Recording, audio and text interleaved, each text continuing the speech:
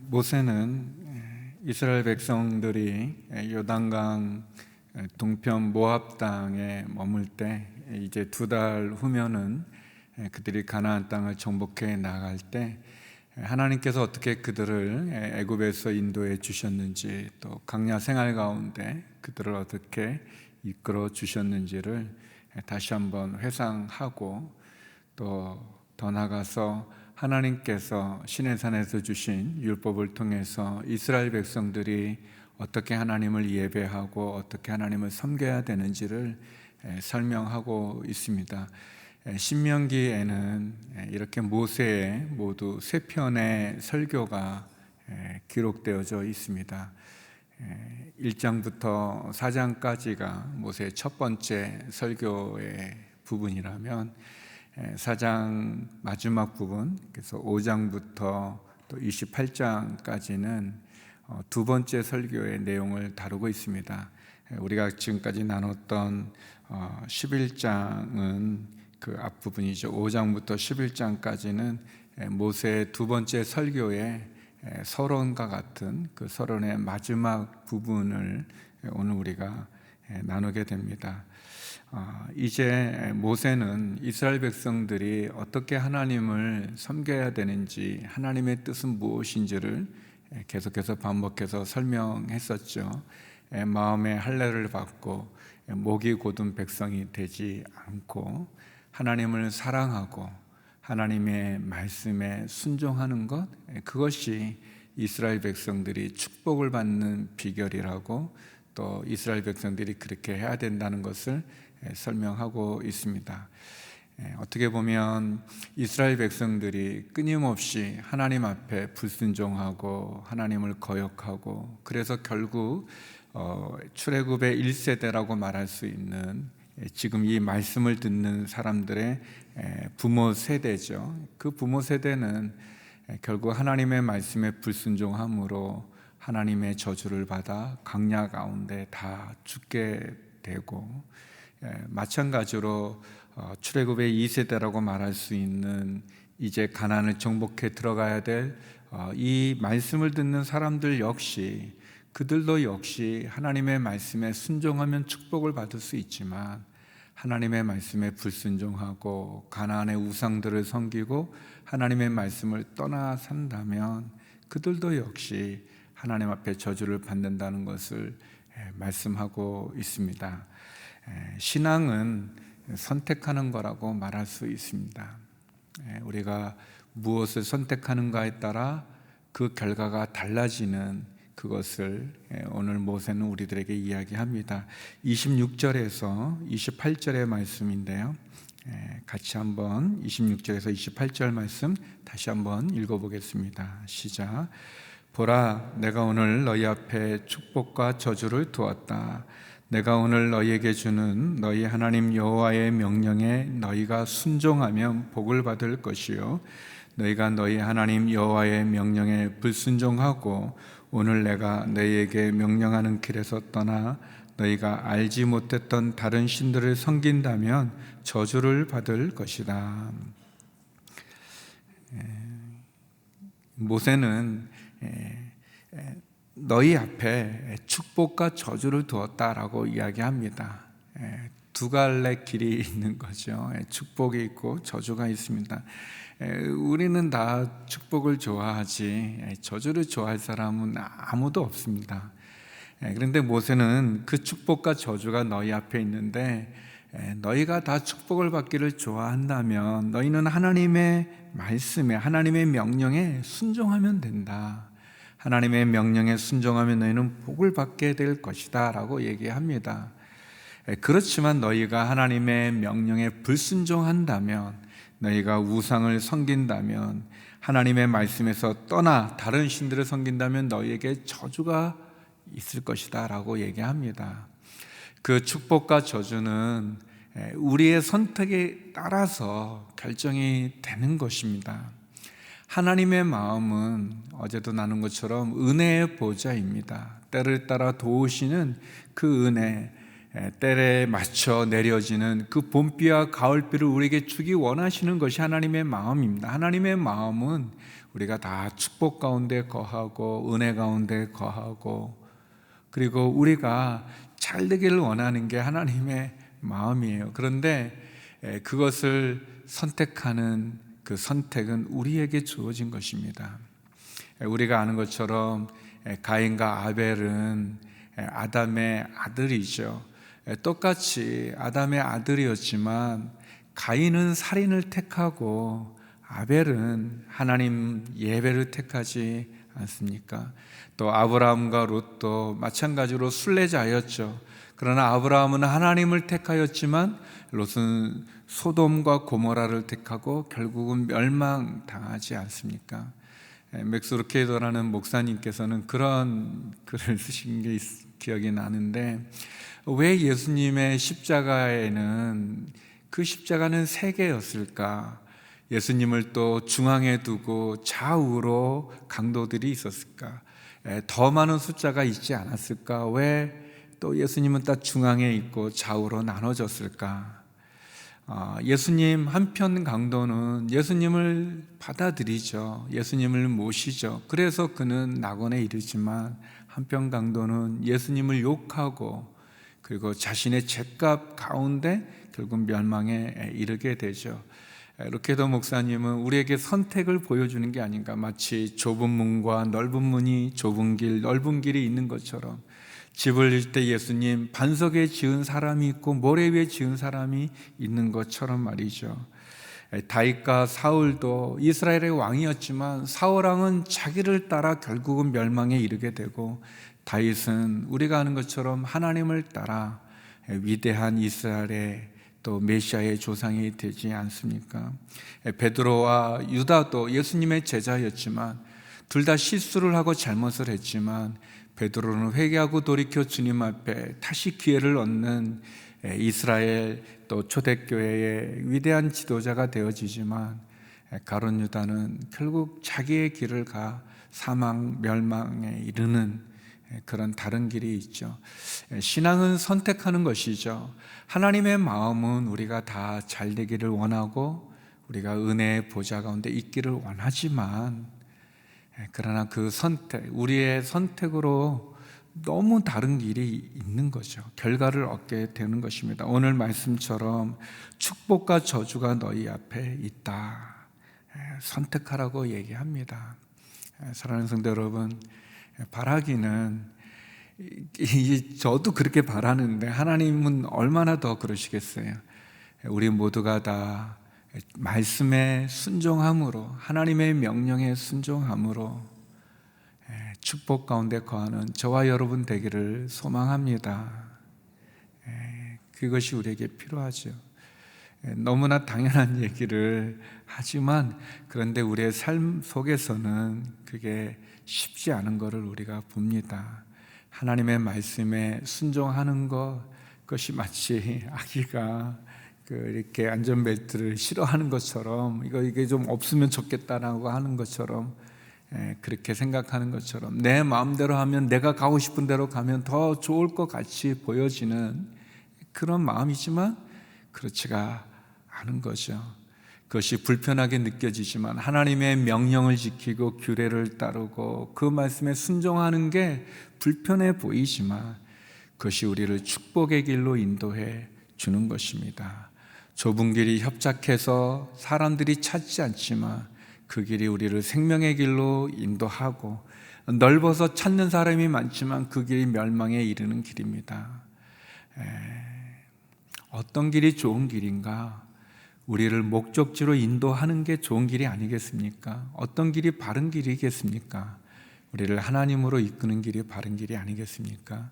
우리 앞에 놓여있는 축복과 저주 사이에서 하나님의 말씀에 순종함으로 축복 가운데 거하는 저와 여러분이 되길 바랍니다.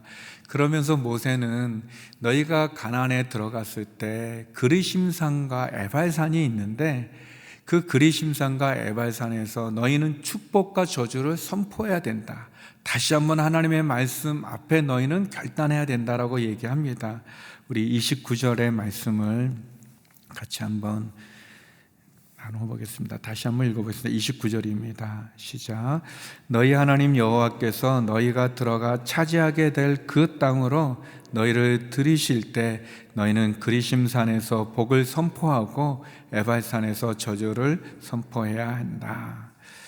이 이스라엘이 이렇게 들어갔을 때 가나안 전체로 보면 세겜이라는 곳이 있습니다. 세겜이라는 땅이 있는데 이 땅이 의미가 있는 것은 창세기 12장에 보면 하나님이 여호수아를 불러서 내가 너에게 지시할 땅으로 가라, 내가 너로 복주고 큰 민족을 이루겠다는 약속을 하시고, 그리고 아브라함은 그 하나님의 언약을 따라서 길을 떠나는데 하란에서 떠났던 아브라함이 첫 번째 가나안에 머문 곳이 세겜이었습니다. 세겜의 그 상수리 나무 아래서 하나님 앞에 제단을 쌓는데 창세기 12장 6절 7절에 보면 하나님이 그 세겜에서 말씀을 하세요. 내가 이 땅을 너와 내 자손에게 주겠다라고 이야기합니다. 그 창세기 12장의 이 세겜의 약속이 결국은 성취되어져 가는 것이 구약의 이야기죠. 우리가 아는 것처럼 요셉에 의해서 많은 사람들이 애굽에서 큰 민족을 이루지만 그들이 떠날 때 요셉의 뼈를 가지고 떠나가요. 뭐라고 그러냐면 요셉이 내 뼈를 이 애굽에 이집트에 장사하지 말고 너희가 떠나가게 되어질 때 하나님이 주신 약속의 땅으로 가게 될 때 거기에 이 뼈를 가지고 가라 그럽니다. 그래서 이 출애굽이 굉장히 경황이 없이 이루어지냐, 하룻밤 사이에 이루어지는 그 큰 출애굽 이동이잖아요. 그 경황 없는 중에도 모세가 그 요셉의 뼈를 챙기고요. 또 여호수아 마지막 24장에 보면 여호수아가 가나안을 정복을 다 마치고 나서 그 요셉의 뼈를 어디에 묻냐면 이 세겜이라는 곳에 묻어요. 근데 이 세겜의 남북으로 산이 두 개가 있는 거예요. 세겜에 북쪽에는 에발산이 있고 남쪽에는 그리심산이 있는 겁니다. 여호수아 8장에 보면 8장 30절에서 35절에 보면 이 모세가 말했던 이 그리심산과 에발산을 배경으로, 그러니까 이 세겜에서 이스라엘이 여호수아 8장에 보면 한쪽 사람들은 에발산을 등지고, 그러니까 이제 등지고 북쪽을 등지고 있고 한쪽은 남쪽에 그리심산을 등지고 말씀을 들어요. 그래서 이 그리심산, 이 남쪽에 있는 사람들을 향해서는 축복을 선포하고 이 북쪽을 향해 있는, 북쪽을 등지고 있는 사람들에게는 저주를 선포하는 이 말씀을 그대로 합니다. 그러면 왜 그리심산은 축복의 산이고 에발산은 저주의 산인가? 정확하게는 몰라요. 왜 그렇게 나눴는지. 그런데 이제 그 주석을 보면 이렇게 몇 가지를 설명하는데 이제 그러니까 세겜, 그러니까 동쪽을 보면 세겜에서 이렇게 동쪽으로 보게 되어지면 이 그리심산은 늘 해가 비춰진대. 그러니까 햇볕이 잘 들고 그리고 거기엔 강이 있고, 반면에 에발산은 늘 그늘지고 물이 없고, 그러다 보니까 이 그리심산은 굉장히 숲이 울창하고 풍요로운 그런 산인 반면에 이 에발산은 굉장히 돌산인가 봐요. 이렇게 바위가 있고 있는, 별로 이렇게 생물들이 잘, 나무들이 살 수 없는 그런 산이기도 하고, 또 이렇게 세겜으로 동쪽으로 볼 때 에발산은 왼쪽 편에 있고 그리심산은 오른쪽 편에 있는, 그래서 아마 그렇게 정확하게 모르지만 그렇게 비유해서 이야기합니다. 그러나 이스라엘 사람들은 분명히 알겠죠. 한쪽은 너무나 울창하고 살기 좋은 반면에 한쪽은 그냥 이 바위투성이의 산, 생물들이 살 수 없는, 짐승이나 나무들이 자랄 수 없는 그것을 보면서 축복과 저주를 눈으로 확인할 수 있는 그런 부분이죠. 맞습니다. 사랑하는 성도 여러분, 우리의 인생의 축복이 인생이 되어지고 우리의 가정이 축복의 가정이 되어지면 그것은 너무나 아름답고 좋고 귀하지만, 저주 가운데 있다면 거기는 다툼만, 원망만, 불평만, 거기에는 또 어려움만 있지 않겠습니까? 우리 모두에 대해서 모세는 분명히 오늘 말씀하는 거죠. 우리 앞에 축복과 저주가 놓여 있다라고 얘기합니다. 결론적으로 오늘 말씀에 보면 내가 너희 앞에 모든 규례와 법도를 명심히 지키도록 하라, 그렇게 얘기하고 있습니다. 두 그룹으로 나눠져 있는, 결국 우리의 믿음은 선택하는 거라고 보여진다면, 사랑하는 성도 여러분, 하나님 말씀에 순종함으로 축복을 누리고 축복을 선택하는 저와 여러분이 되기를 바랍니다. 우리의 가정이 그리심산이 되어지고, 우리의 직장과 기업, 우리 교회, 우리 나라가 그리심산의 축복의 나라가 되어지고, 축복의 기업이 되어지고, 축복의 가정이 되어지는 그 은혜가 저와 여러분과 함께하기를 원합니다. 하나님의 마음, 이제 계속해서 모세의 설교가 이제 진행이 되는데, 시작에 대한 서론의 그 마지막 부분은 그렇게 맺은 거예요. 우리 앞에 축복과 저주가 있는데 하나님의 명령에 순종함으로 축복에 거하는, 그리심산에 거하는 우리 모두가 되라, 그렇게 말씀하십니다. 다시 한번 하나님의 말씀을 사랑하고 그 말씀에 순종하고, 그래서 그 은혜 가운데, 축복 가운데 거하는 우리 모두가 되길 바랍니다. 이 시간 함께 기도할 때 하나님을 사랑하고 하나님의 말씀에 순종함으로 축복을 선택함으로 하나님 은혜 안에 거하는 저희들이 되게 하여 주옵소서. 코로나19 전염병으로 어려워하는 이 나라와 온 세계 가운데도 주의 은혜를 베풀어 주옵소서. 함께 기도하며 나가겠습니다. 거룩하신 아버지 하나님, 주의 사랑과 주의 은혜를 감사합니다. 하나님, 주님을 사랑하고 하나님의 말씀에 순종하고, 그래서 축복과 저주 앞에 축복을 선택함으로 은혜의 보좌 앞에 나가는, 은혜 아래 거하는 저희들이 되게 하여 주옵소서. 하나님, 우리의 인생의 삶이 그리심산 그 축복의 산에 머물게 하여 주시옵소서. 하나님 아버지, 주님의 약속을 붙잡고 그 말씀을 사랑하고 그 말씀대로 살아가는, 그래서 하나님이 부어주시는 그 은혜의 자리에 거하는 저희가 되게 하여 주옵소서. 하나님 아버지, 약하고 연약하고 힘든 우리들의 삶 속에서도 다시 한번 주님이 주시는 그 은혜를 붙잡고 그 축복의 자리에 설 수 있는 저희가 되게 하여 주옵소서. 하나님을 사랑하고 그 말씀에 거하는 저희가 되기를 원합니다. 코로나19 바이러스로 인해서 어렵고 힘든 이 시기들을 통과해내게 하여 주시고, 의료진들과 방역당국자들 가운데도 세심과 능력을 주시고, 또 치료제가, 백신이 빨리 개발되어지게 하여 주시고, 온 세상이, 온 세계가 다시 한번 하나님의 그 위험 앞에 엎드리게 하여 주시고 은혜와 자비를 구하게 하여 주시옵소서.